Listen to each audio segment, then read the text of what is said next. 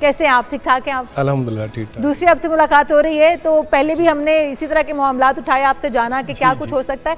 आज भी एक तो जो दिल के दर्द हैं, क्या उनका भी इलाज सदेबाप सर्दियों में किया जा सकता है, और फिर दूसरे जोड़ों के दर्द हैं उनकी तरफ आ जाएंगे हम। देखें जी, दिल के दर्द की पहले बात कर लें तो उसकी बात यह है कि जैसे जुनैद साहब माशाल्लाह स्मार्ट है, खूबसूरत है, ऐसे बंदे को बार बार दिल के दर्द होते ही रहते हैं। दिल के तार कोई छेड़ता ही रहता है, ऐसी कोई कोई तार छेड़ती रहती है, इसलिए उनका तो कोई इलाज हो नहीं सकता। ठीक है ना? चले फिर दूसरे इलाज बता दीजिए, हौसला और हिम्मत दे सकते जो हैं। जोड़ों के सिर्फ हौसला दे सकते हैं कि पुत्र हिम्मत ना हारी।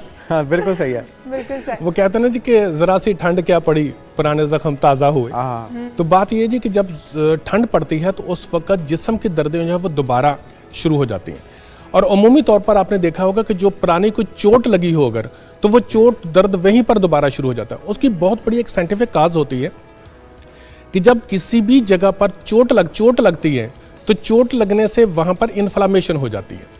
जब इन्फ्लामेशन होती है तो वहां पर ब्लड की सप्लाई कम हो जाती है। अच्छा। और वहां पर जो नसें होती हैं वो तंग हो जाती हैं और ऑक्सीजन सप्लाई वहां पर कम हो जाती है। अब हम क्या करते हैं, उस वक्त उसको इन्फ्लामेशन को दूर नहीं करते, बल्कि हम पेन किलर लेकर उसके पेन खत्म हो गया, हमारे सिग्नल जाते नहीं दिमाग को, हम कहते हैं कि हम ठीक हो गए। तो इन्फ्लेमेशन कैसे उसी वक्त फिलफौर दूर कर ली जाए? उसी वक्त दूर करने के लिए अमूमी तौर पर या तो अगर एलोपैथिक मेडिसिन इस्तेमाल करते हैं तो ठीक, वरना हर्बल में तो उसकी बहुत सारी रेमेडीज मैं बताता हूँ उसकी।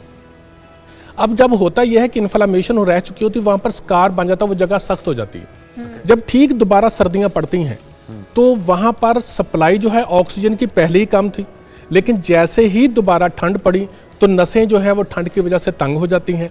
ब्लड की सर्कुलेशन मजीद तंग हुई, जब ब्लड की सर्कुलेशन तंग हुई तो ऑक्सीजन की सप्लाई तंग हुई, जब ऑक्सीजन की सप्लाई कम हुई, पहले ही कम थी, जब दोबारा कम हुई तो दर्द दोबारा शुरू हो जाती है। ठीक है, और उसी जगह पर दर्द दोबारा शुरू। बचा कैसे जाए इससे बचने के लिए? तो सर जी सबसे बेहतरीन चीज जो है, जो ऐसा आहिस्ता दुनिया जो है वो सारी हर्बल की तरफ दोबारा लौटती जा रही है। और डॉक्टर्स भी अब तो बहुत ज्यादा मेडिसिन जो है वो हर्बल की लिखते जा रहे हैं। अगर आपको जिस्म के ऊपर कोई चोट लगी है तो उसके लिए रेमेडी बहुत जबरदस्त कि दालचीनी लें, दालचीनी, अदरक, सुंड लें, यानी दालचीनी 20 ग्राम, ठीक है, सुंड 20 ग्राम, हल्दी 10 ग्राम, काली मिर्च 5 ग्राम, इन तमाम को बारीक पीस लें।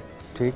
जो अदरक होती है ना, जो सुंड होती है, ये एंटी इन्फ्लेमेटरी भी होती है और ब्लड की सर्कुलेशन को चलाने के लिए बहुत जबरदस्त होती है, क्योंकि ये नाइट्रिक ऑक्साइड पैदा करती है। ठीक है। इसको आप बारीक पीस लें। बारीक पीसने के बाद आप इसको किसी भी मरहम के अंदर, किसी भी बेशक आटे के अंदर मिक्स कर लें, किसी के अंदर मिक्स करके ना आप इसकी लई से बना लें, लेटी से बना। अच्छा, इसको लगाना है, खाना नहीं? लगाना है, मैं लगाने के लिए बात कर रहा हूँ, क्योंकि अगर कहीं कोहनी पर है, घुटने पर है, जख्म है, कोई चोट लगी हुई है, आप रात के टाइम पर इसको ऊपर लगाएं। लगाने के बाद ऊपर कोई भी आप शॉपर वगैरह कोई भी ऐसे को कागज जो है ना वो प्लास्टिक का जो हो वो ऊपर चढ़ा के ऊपर कपड़ा बांध दें। बिल्कुल सही।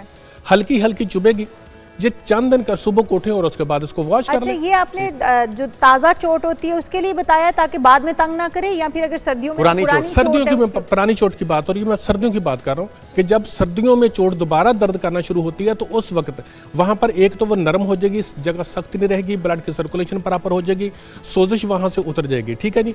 अब ये है कि वो चोट अगर ज्यादा है, यानी कि काफ़ी है और बार बार तंग कर लिया, तो उसके लिए इंटरनल तौर पर खाने के लिए भी मैं बता देता हूँ कि उसके लिए असगंध जी, असगंध नगौरी भी उसे कहते हैं, आम मिल जाती है और हमारे आम पंसार से मिलती है और जो इलाके होते हैं हर जगह पर योग है।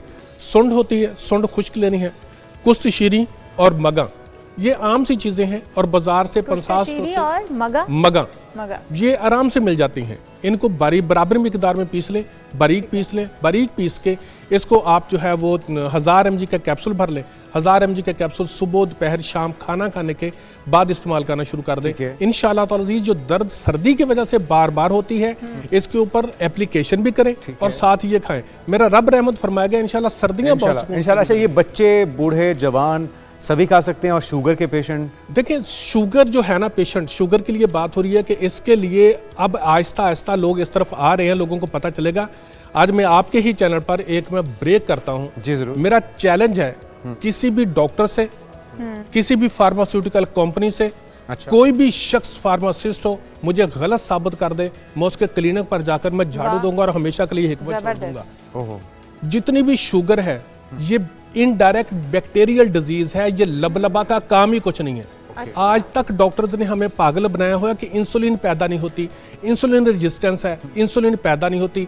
मैंने 3800 लोगों की इंसुलिन चेक करवाई है, उनके इंसुलिन धड़ाधड़ होती जिस्म के अंदर। अच्छा, लेकिन तो मसला कहाँ पे आ रहा होता है, वो क्या गलती कर रहे होते हैं? सर जी, उनके अंदर गलती जो हो रही होती है वो ये होती है कि प्रोबायोटिक बैक्टीरिया हमारे जो है, ठीक है ना, उसके अंदर मुख्तलिफ है, टाइप्स के हैं, मुख्तलिफ है। वो सीबो होता है पेशेंट, एक्चुअली मैं थोड़ा सा अगर शुगर पर बात, ये सीबो के पेशेंट होते हैं, स्मॉल इंटेस्टाइनल बैक्टीरियल ओवरग्रोथ होती है। और वो जब होते हैं तो वो एलपीएस पैदा करते हैं, टॉक्सिन पैदा करते हैं, जो हमारे लीकी गट होती है, जो हमारे खून के अंदर जहर पैदा होती है। वो जहर जाकर लबलबा के अंदर सोजिश पैदा करती है, सेल्स के अंदर सोजिश पैदा करती है, हमारे लिवर के अंदर सोजिश पैदा करती है। इंसुलिन पैदा हो रही होती है, लेकिन वो सेल के अंदर उसका जाकर दरवाजा खटखटाकर सेल को खोलती नहीं है, क्योंकि इंसुलिन बाहर जाया हो रही है, बाहर जाया हो रही होती है, ठीक है जी। और डॉक्टर उसको इंसुलिन के इंजेक्शन लगाते हैं, उसको गोलियां देते हैं, जो जुल्म होता है।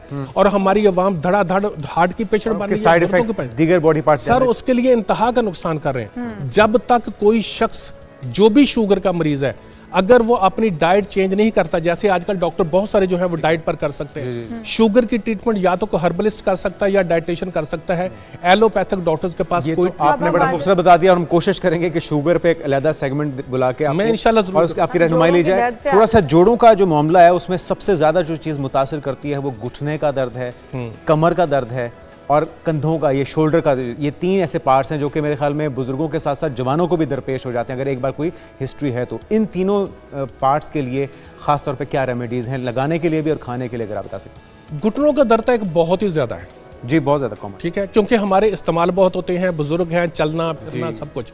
इसके लिए मुख्तलिफ ये चीज़ होता है कि हमारे पोस्चर भी बाज़ का गलत होते हैं कि सीढ़ियाँ चढ़ते हुए गलत कर दिया, वेट ज़्यादा है हमने वो कर दिया, फिर हमारा जो है कोलेस्ट्रॉल बढ़ा हुआ तो उसको हम ठीक नहीं करते, ठीक है, अगर हमारा यूरिक एसिड बढ़ा हुआ तो उसको ठीक नहीं करते, हम सिर्फ डायरेक्ट पेन किलर लेना शुरू कर देते हैं। सबसे बड़ी गलती ये होती है, मेरी रिक्वेस्ट है लोगों से कि जब भी अगर दर्द होता है ना तो दर्द की दुआ करें, ठीक है ना। दर्द जो है एक बहुत बड़ी नेमत है, आपको बता रही होती है कि फलां जगह पर आपके प्रॉब्लम खराबी है, ठीक है ना। हम क्या करते हैं कि उसको फौरी तौर पर हम शुरू कर देते हैं कि पेन किलर लेने शुरू कर देते हैं। अगर किसी को भी दर्द है, सुबह उठता है उसको स्टिफनेस बहुत ज्यादा होती है, जिसमें अकड़ावपन होता है, उसके लिए मैं जबरदस्त से किसी में रेमेडी बताता हूँ, इस्तेमाल करना शुरू करें, साथ एक कहवा बताता हूँ, इंशाअल्लाह ताला इस दर्द नहीं रहेगी इसके लिए जरूरत। असगंध, ठीक है, फिर दोबारा इसको इंडियन जिनसिंग कहा जाता है। ओके, इतनी ज्यादा ताकत की ये चीज है कि बहुत ज्यादा, अगर इसमें पूरा करूं चाहे इस पर पूरा क्वांटिटी भी बता दीजिएगा। मैं साथ बिल बताऊंगा।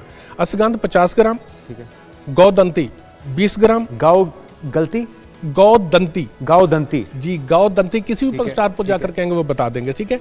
ये उन जोड़ों के लिए होते हैं जिनके ऊपर इन्फ्लामेशन होती है, सूज जाते हैं जोड़, उनकी वजह से है, ठीक है। मगज करंजवा जी 30 ग्राम, रहमद खताई 50 ग्राम और सुंड 30 ग्राम, ठीक है। ये ले लें, इनको बारीक पीस लें, बारीक पीसने के बाद 1000 mg का कैप्सूल भर लें, सुबह दोपहर शाम इस्तेमाल करें।